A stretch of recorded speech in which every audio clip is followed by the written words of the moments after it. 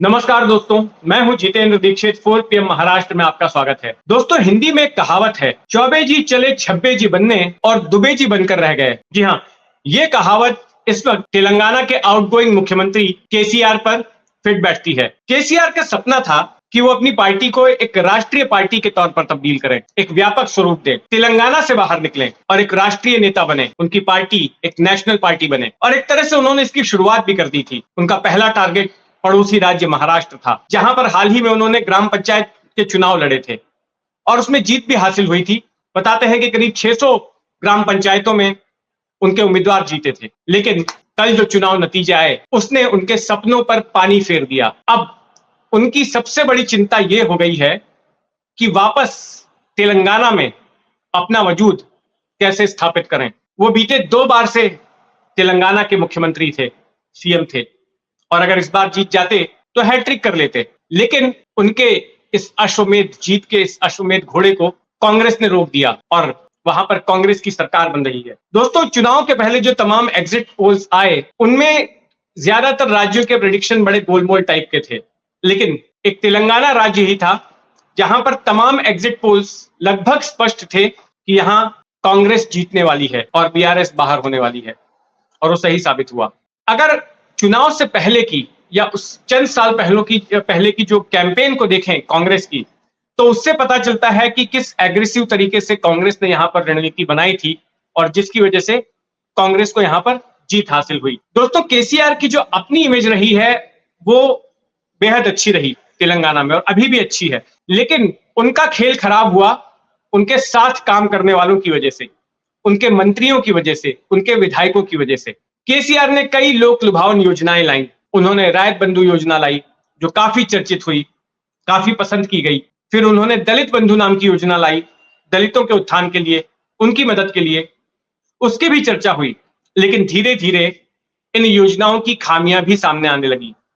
ये पता चला कि इनका पैसा या इनके जो बेनिफिशरीज हैं, जिन्हें लाभ मिलना चाहिए था इन योजनाओं का, उन तमाम लोगों तक इसके लाभ पहुंच ही नहीं रहे थे, और जिन्हें नहीं मिलना चाहिए था उन तक इसका पैसा पहुंच रहा था। इसमें भ्रष्टाचार हो रहा था, और ये भ्रष्टाचार कौन कर रहा था? इन्हीं केसीआर के विधायक, बीआरएस के विधायक, पार्टी के पदाधिकारी। विधायकों पर जिम्मेदारी थी कि इन योजनाओं का लाभ जो है लोगों तक पहुंचाए, और इसी बात को कांग्रेस ने बड़ा मुद्दा बनाया। भ्रष्टाचार को लेकर लगातार निशाने साधे गए, और कांग्रेस ने एक बहुत अच्छा फैसला ये लिया कि रेवंत रेड्डी को, एक युवा नेता को, उन्होंने प्रदेश अध्यक्ष बनाया। और रेवंत रेड्डी ने बहुत ही आक्रामक तरीके से घेरेबंदी की बीआरएस की, पूरे होमवर्क के साथ, पूरे सबूतों के साथ भ्रष्टाचार को लेकर एक मुहिम छेड़ दी।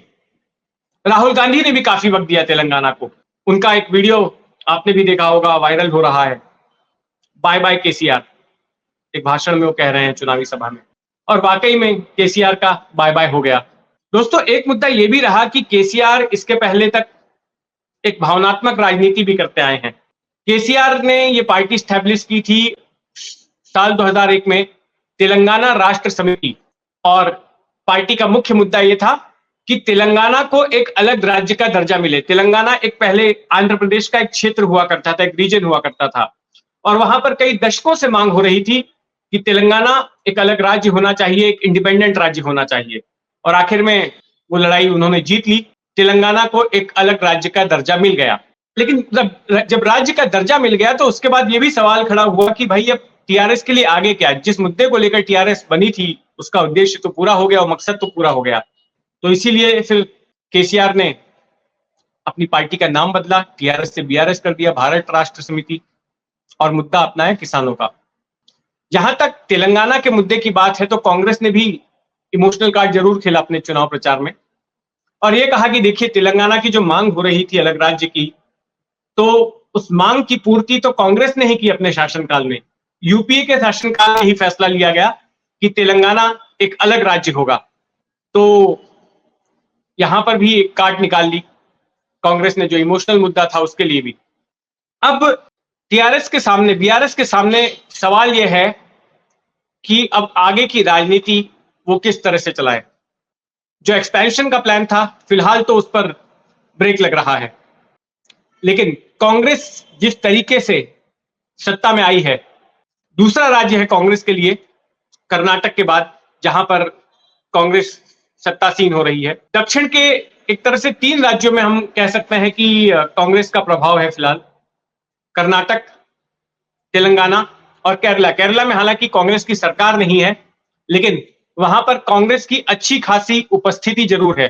तो वहां पर एक रिवाज है कि एक बार यूडीएफ, जिसका कि प्रमुख घटक दल होता है कांग्रेस, वो सत्ता में आती है, फिर एलडीएफ आती है, फिर यूडीएफ आती है। लेकिन पिछले 2 बार से ये हो रहा है कि लगातार एलडीएफ ही आ रही है। कांग्रेस वहां पर थोड़ा सा कमजोर पड़ी है और वो रिवाज वहां पर बदल दिया वामपंथी दलों ने। लेकिन तेलंगाना की जीत से कांग्रेस उत्साहित है। हालांकि बाकी 3 राज्यों में कांग्रेस को जरूर नुकसान उठाना पड़ा है। राजस्थान से उनकी सत्ता चली गई, छत्तीसगढ़ से उनकी सत्ता चली गई। छत्तीसगढ़ से हालांकि वो होपफुल थे कि वहां पर उनकी सत्ता रिटेन रहेगी, लेकिन वहां पर भी गेम पलट गया। हालांकि कांटे की टक्कर रही कांग्रेस और बीजेपी के बीच में। और मध्य प्रदेश में जहां पर वो सोच रहे थे सत्ता परिवर्तन होगा, तो सत्ता परिवर्तन नहीं हो पाया।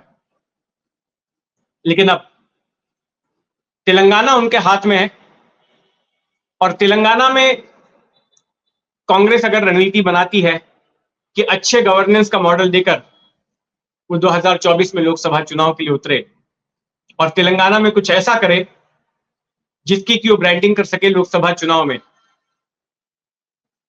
तो ये कांग्रेस के लिए एक चुनौती रहने वाली है। तेलंगाना में आगे क्या होता है और केसीआर क्या महाराष्ट्र में आने वाले विधानसभा चुनाव लड़ेंगे, जैसा कि उन्होंने कहा था कि महाराष्ट्र की सभी 288 सीटों पर केसीआर चुनाव लड़ने वाले हैं, तो क्या अभी भी उस प्लान पर वो कायम है? जगह जगह पर उन्होंने अब की बार किसान सरकार के बैनर पोस्टर भी लगा दिए थे महाराष्ट्र भर में, अपने आप को एक किसान नेता के तौर पर पेश करना चाहते थे। तो क्या वैसा होता है? हमारी उस पर नजर बनी रहेगी। आप भी अपनी नजर बनाए रखें 4 PM महाराष्ट्र पर। और अगर आपने अब तक इस चैनल को सब्सक्राइब नहीं किया है तो सब्सक्राइब कर लें। धन्यवाद।